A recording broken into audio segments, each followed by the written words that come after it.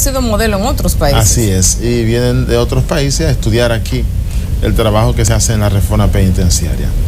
Hablamos de 17 centros que están en el nuevo modelo de gestión penitenciaria, pero estamos hablando de una mayoría de centros que están en el sistema tradicional. Sobre todo en términos de población. La población que está en el modelo de la reforma es mínima en comparación con el modelo tradicional. Naturalmente, en un proceso de reforma como el que tenemos nosotros, no podemos darnos el lujo de dos sistemas penitenciarios.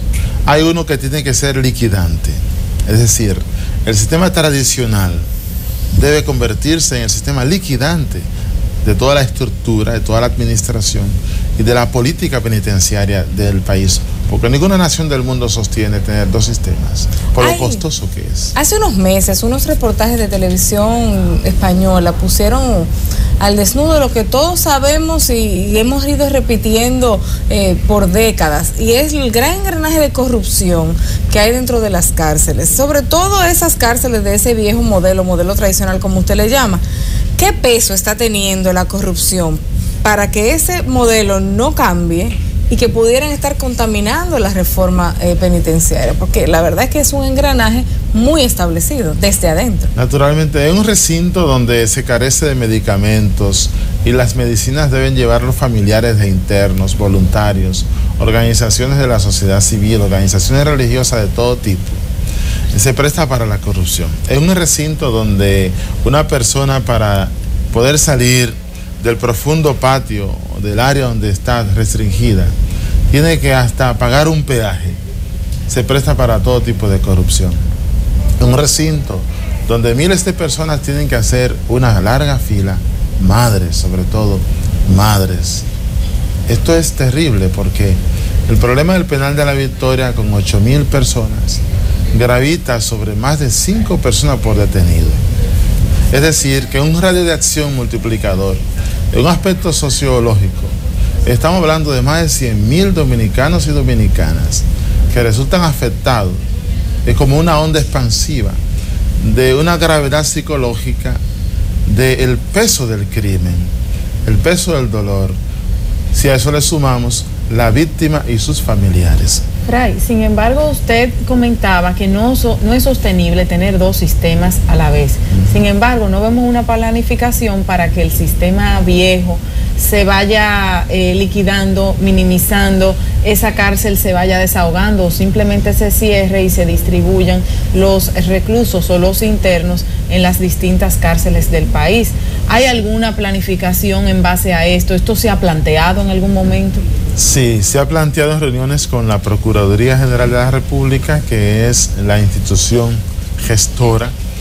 Realmente la Procuraduría General de la República no tiene capacidad para resolver el problema del penal de La Victoria. Es un problema de Estado. Es el Estado dominicano, es el Congreso que debe asumir la responsabilidad de buscar los recursos para modificar el sistema completamente. El penal de La Victoria exige para una reestructuración la construcción mínimo de 4 cárceles normales y un centro carcelario hospitalario, es decir, una cárcel penitenciaria, porque ese es otro drama. Sí, cuando hay que llevar un detenido a un hospital, que no te lo reciben en sala de emergencia, que los médicos tienen miedo, o que puede ir la familia de la víctima a quererlo matar en la sala de emergencia, o los cómplices a llevárselo del hospital. Entonces, el sistema moderno lleva un hospital penitenciario, donde los detenidos son llevados ahí, sin riesgo de fugas y sin riesgo de homicidio. Esto supone entonces invertir muchos millones de pesos, que evidentemente... en una cultura en la que el preso no es gente, donde el preso que no es una gente. Prioridad ni para la opinión pública ni para el Estado, porque políticos. No es simpática, no aporta votos. Hasta que alguien no tiene un pariente ahí dentro. Cuando alguien tiene un pariente ahí dentro, entonces hay muchas llamadas a jueces, a fiscales, a Fray Arístides, a todo el mundo. Tengo un para pariente que lo conviertan ahí, en prioridad. Ayúdenme a mi pariente que está ahí dentro. Entonces, pero realmente se engaña al pueblo dominicano cuando se le quiere hacer creer que la solución es enviar una gente a La Victoria. Lo que estamos haciendo es reciclando el crimen, creando una onda expansiva de violencia, porque el primer lugar de prevención del delito es el centro de detención. O sea, el nuevo modelo penitenciario se convierte en una estructura de prevención del delito porque el detenido es sometido a un programa de rehabilitación, de tratamiento psicológico.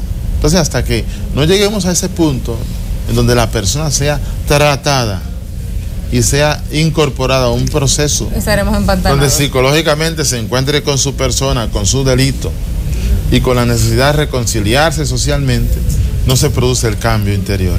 Debemos hacer una pequeña pausa, pero al regreso usted conversaba sobre la cantidad de centros penitenciarios que habría que construir para poder desahogar la Victoria. Hablaba de 3 y al menos un recinto. De 4. Con el recinto hospitalario. El hospitalario será el 5º. Y entonces, ¿cuántos modelos, si hay alguna evaluación, cuántos modelos habría que realizar, cuántos modelos penitenciarios habría que hacer, centros penitenciarios, para poder desahogar las otras cárceles que viven un drama no igual, pero sí muy similar a lo que se está viviendo en la Victoria? Debemos hacer una pausa y ya regresamos.